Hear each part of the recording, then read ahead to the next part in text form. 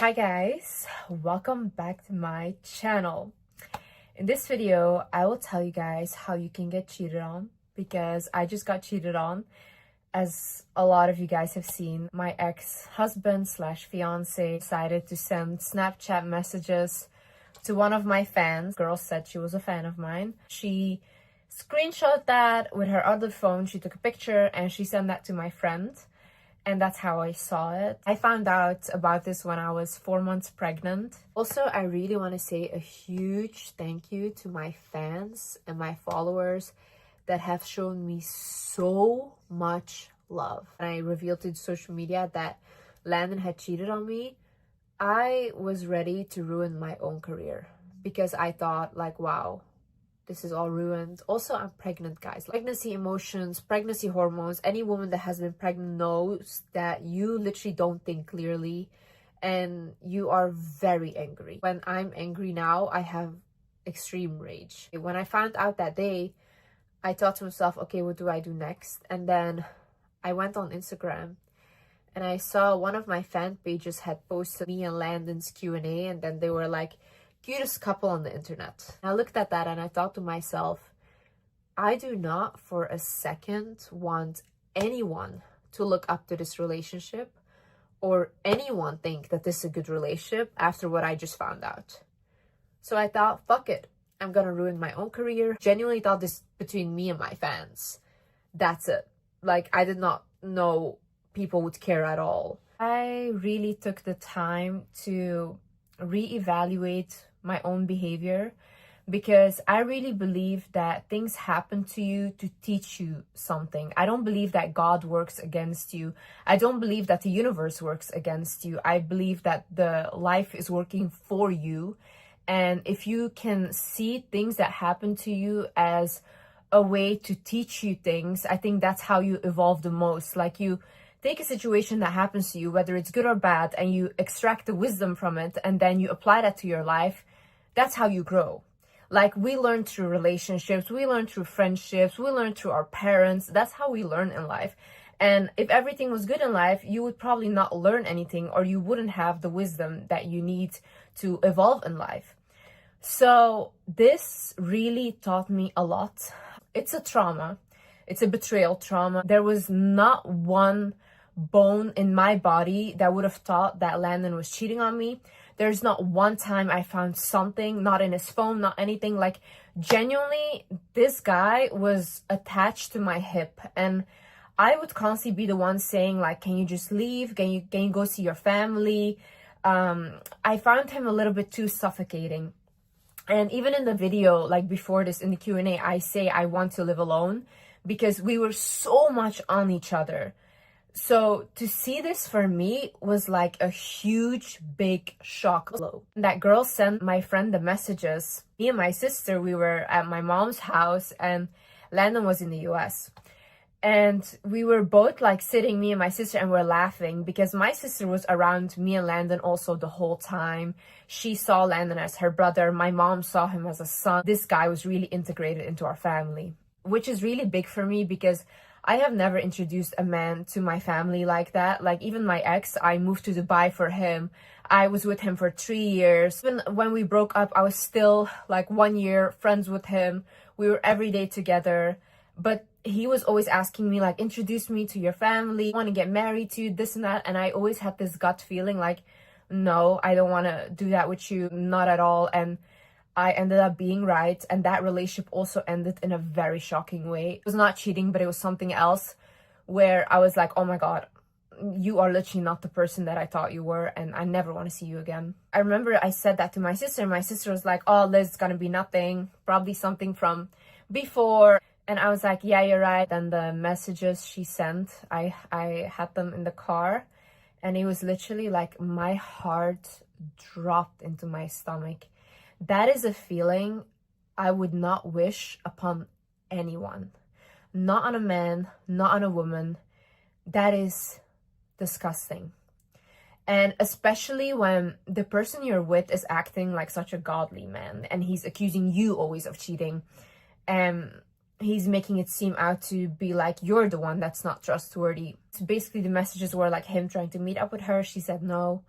and she said, you shouldn't be texting me if you're in a relationship. And he was like implying that this relationship is not real. Just really hurtful stuff. Now, in the relationship, there were things that I've ignored in terms of my intuition. If I tell you guys the signs that I got and that I ignored, you're gonna say, Liz, you should listen to your intuition. And the reason why I didn't listen to my intuition really is because I remember with my ex, I posted a video on YouTube and I said, intuitively, I feel like I shouldn't be with this person. And I said that he keeps calling me every day. This guy called me 30 times a day, okay? He called me 30 times a day. He would stalk me wherever I would go. I was paranoid. Like when a guy would come up to me on the street and ask for my number, I would literally start tweaking. That's how scared I was. And I realized this is not normal. Like, it's not that I was scared because he was abusive or something. It was just, I was scared because I felt like he might do something if someone asking me for something, or if a guy was like just talking to me, okay? I realized to myself, like, this relationship is not normal. Like, I need to end this. So I posted that on YouTube and I said, I decided to end my relationship and explained it a little bit. And I said, like, even when I walk in the mall, I need to be constantly on the phone with him. I have anxiety. Backlash that I got from other people on the internet that I saw then was like women and men making videos and they're saying like, oh, like that's such a stupid reason and why should you break up for that and blah blah. And I then felt like, oh my god, maybe they're right, maybe I was really wrong, like I shouldn't listen to my intuition, I'm just overreacting. So then I continued being friends with him. I did not get back together, but we did continue being friends and I was every day with him, did not date anyone else. Then it ended in literally a way where I could have lost my life. And I sat, after all that with me and him happened, like I sat there, I was thinking like, oh my god, I wish I had listened to myself. I wish I had listened to my intuition. So when that happened with my ex, I booked a flight the next day to go home to my mom. I cried the whole night. I didn't sleep. I was in super shock. When I went home, then I was like coming back to my senses because I was like, what was I in for the past 4 years? What did I do? Like, I literally moved to a whole new country for him. I had no family there. I had no one there. Like, it was only him and he was like my whole life. But I was so depressed. It's so confusing when the abuse is not really, you can't see it. It's not like someone is cheating on you or it's not like someone is abusing you, but then there's a lot of mental abuse going on and then you blame yourself because then I think like, okay, but I'm very traumatized. So then probably I'm just sabotaging my relationship. But in my soul, in my heart, this doesn't feel right. So I'm such in a conflict with myself. Remember, when I came back home, I realized like I should have listened to my intuition. I should have listened to my intuition. I was there for a little while and then I booked Santorini. Now, I went to Santorini and as you guys know, that's how I met Landon at the airport. When I met Landon, I felt something like with our souls connecting. And I realize now that it can be a soulmate kind of situation, but it can also be a karmic. And when you are with a karmic, they also look like you. And a karmic relationship is very hard. It is very toxic. And you do learn a lot from a karmic situation. You grow a lot as a person. It almost like breaks you down as a person. And then you are completely different after that. When I invited him to Santorini, I obviously had that thing still happen with my ex. And I was kind of getting over that. But I was just like trying to put my mind on other things. And Landon was really nice. Everything was great. He was very kind, super sweet, super gentleman-like. But then there was a moment where we went out and there was a Asian guy that wanted to talk to me and get to know me. And he thought I was really cute. Going outside for a talk and Landon did not like that at all. And then basically followed us outside and he got really like upset with me. And he was like, why are you doing this? Don't talk to him. And these two guys almost got in a fight over me. And I then got a little bit of like, ooh, that was a red flag for me because I thought you're just like my ex, very controlling, very jealous. And I was like, I don't want to repeat this pattern again. And I think, look, when you are coming out of something that is super traumatic and a very traumatic relationship, you cannot really bounce quickly into something else because you haven't healed from that relationship yet. So often what happens is your cycle will get repeated. It won't get healed through another person. I'm very patient with people. But then when something shocking happens, I'm like, oh wow, this woke me up. Like imagine you have rose-colored glasses about everyone and you believe everyone and you think, oh, people don't have bad intentions, they're good, because you just think, why would someone hurt someone, or do these things?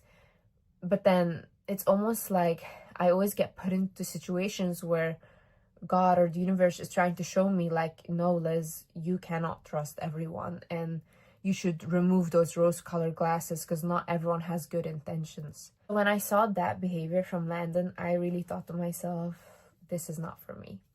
And I really thought like, after that, like, let's just stay friends and let's just focus on being friends and that's it. But Landon really wanted me.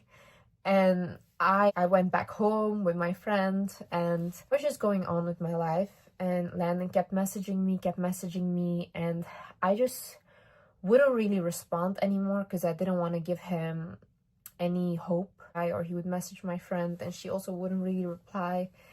And then I remember one day he called me and I did pick up and I was like, hey, what's up? And then he was like, look, I really want you to be my wife. Like, I just know you're supposed to be my wife. And he's like, I want to do anything for you. Like, I want to take care of you. Like, send me your bank account details or your PayPal. Like, I want to prove to you that I really want to do anything for you. This is my problem, okay? I don't really get attracted to men. I just get attracted when they do something for me that is like they're taking care of me.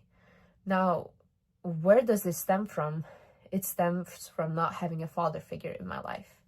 So in my life, I'm not looking for a partner or I'm not looking to be in love.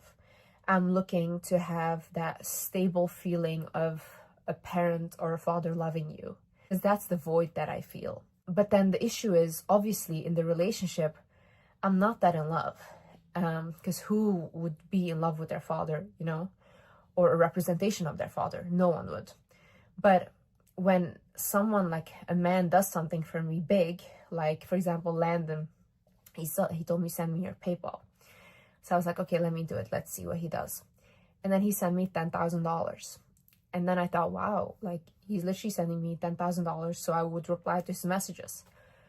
And then I thought, wow, like, maybe I should give him a chance because look how, like, what he's doing, like a big thing to do, you know what I mean? And it's not even that I cared about the money. I don't, because I gave all that money to my fans on Instagram. It's not about the money. It was more like, oh, wow, like, he does this big thing. And with my ex, I had the same thing that I repeated again, which is so stupid. I should not have done this. But with my ex, it was like, I met him and I didn't really like him. I was not attracted to him. And I went back home. He wanted me to come back and he wanted, like, to have a relationship with me, and I kept saying no. And then he bought me a Rolex, which was 2 weeks after we met. And for me, that was such a big gesture because before that, no one had ever bought me anything designer or anything. And now all of a sudden I have like a 15K watch, which is for me like, oh my God, like, oh, that's such a big gesture. So then I did give him a chance. But then still in the relationship, I don't think I was ever really in love. I saw him as my best friend, sure. Even when I was growing up, I was not in love with young people or something. I had a crush on Dr. Phil. I had a crush on Simon Cowell. And I thought that was always so funny because my sister used to have a crush on Justin Bieber, like, that's normal.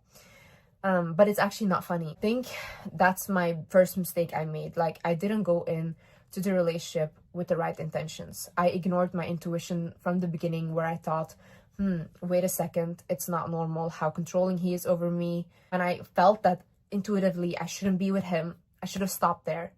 Even if he sent me a big amount of money, even if he did all of that, I should not have continued and I should still have been friends. But I didn't, and then our relationship started, me and Landon, and I started taking him seriously, and he was genuinely too good to be true. That's how I would describe him. Like, the past year we were together, he did everything for me. And I'm not just talking money, I'm talking like time. Like, he would take 18-hour flights to come see me. All my bills he paid. Like, all his time he spent with me. Anything I wanted, I did like this, and he bought it for me. Every week I get flowers. Literally a dream guy. Literally a dream guy. And I just would think to myself, this is too good to be true. I would constantly think that. But then at the same time, my problem is I constantly think something feels off. And then you want to blame yourself, because I come from a very traumatized childhood. So if I feel that something is off, I blame it on my trauma. So it's almost like my head and my heart fighting with each other, because I'm not sure what I'm looking at here. Like, he is perfect, does the right things, he does the right things. Yeah, we argue. Yeah, he's very jealous, he's controlling. But those are things that a lot of people deal with in their relationships, you know? There's nothing going on. And also with the cheating, like, oh my God, he never left my side. Never, ever, ever. Like, even if I would push him to go to the US, go see your family, he would go for 2 days and he would come back. His phone was always open. I knew his password. He knew my password. We had one phone that was connected. So his messages, his FaceTime, everything would get received on that phone, and mine too. So we were really up in each other's business. He had my location. I had his location the whole year. So it's so weird. And on top of that, he's just literally spending all of his money on me. And the same with my ex. Like, my ex spent almost all of his money on me, so much that he got into debt. To me, it's so weird that these guys will go to such lengths and they end up doing something so weird. And with Landon, it's not even like that he wanted out of the relationship. I told him throughout our relationship, Landon, if you ever feel like you want to leave this relationship, I'm more than happy you can leave, but just don't betray me. I would constantly tell him that. Don't betray me. I don't want to be betrayed. I would much rather have you tell me I don't want you or whatever and leave. And he said, yeah, of course. But obviously we saw what happened. And even after that happened, like, genuinely still wants to be together. He wants to be with me. He wants to have our family. And he told me, like, Liz, I never wanted to leave you. That's not the thing why I did it. He said he did it because he's very insecure. And he is very insecure. I get it. But I don't think that's a reason to cheat. I think if you're insecure or whatever, or you need validation, then tell me that. I'm your partner, you know, I'm like your wife, I'm carrying your child. Tell me, like, I can understand these things. He would constantly tell me, like, that he's not good looking, and I would constantly tell him, no, you are good looking. I would always try to hype him up, you know, but he would never believe it.